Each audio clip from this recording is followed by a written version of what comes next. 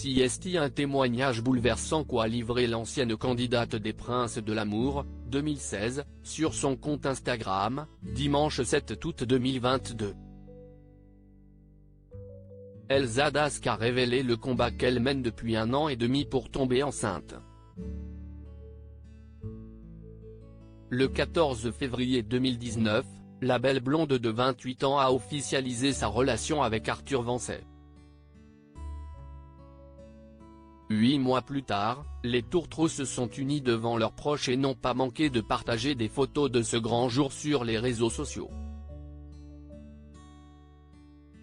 Depuis, ils partagent des clichés de leurs nombreux voyages et n'hésitent pas à répondre aux questions de leurs abonnés.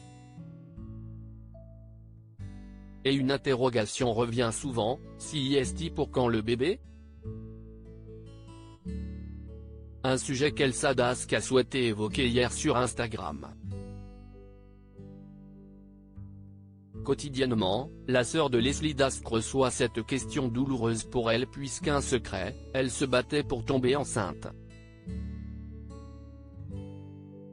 Mais aujourd'hui, elle a souhaité briser le silence sur son combat difficile. Pour ce faire, Elsa a partagé des photos sur lesquelles on peut la découvrir sur un lit d'hôpital, perfusée et avec de gros pansements au niveau du ventre.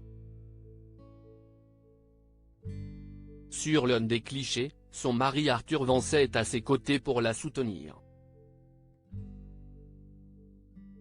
Je lutte en privé depuis 1 an et demi avec la fertilité. Avoir un enfant pour moi ne sera jamais une chose simple. CST, trop tôt et très dur pour moi de prendre la parole à voix haute pour expliquer, je me sens encore très vulnérable face à ce sujet, qui pourtant touche 1 femme sur 10, a-t-elle tout d'abord écrit en légende. Endométriose et opération en urgence. Elsa Dask a ensuite confié que tout a commencé en avril dernier quand elle a découvert à la suite d'une échographie qu'elle avait une inflammation des trompes.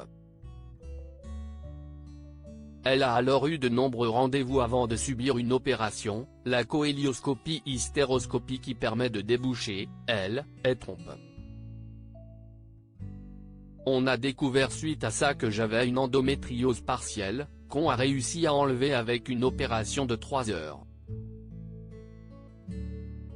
Malgré le succès de l'opération, le lendemain mon corps n'a pas supporté, le risque zéro n'existe pas, j'ai subi 24 heures après une hémorragie interne, perte d'hémoglobine, anémie, je comprenais plus rien et là tout s'est accéléré, scanner, transfusion et 2e opération d'urgence.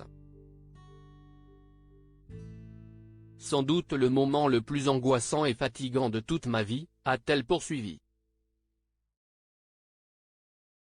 Elle n'a ensuite pas manqué de remercier le personnel médical ainsi que son époux qui a été là chaque jour, chaque nuit, chaque seconde à écouter sans jugement juste près d'elle, pour la protéger et lui redonner confiance en l'avenir. Je vous souhaite à tous d'être aussi bien entourés que je l'ai été ces derniers temps, a-t-elle conclu.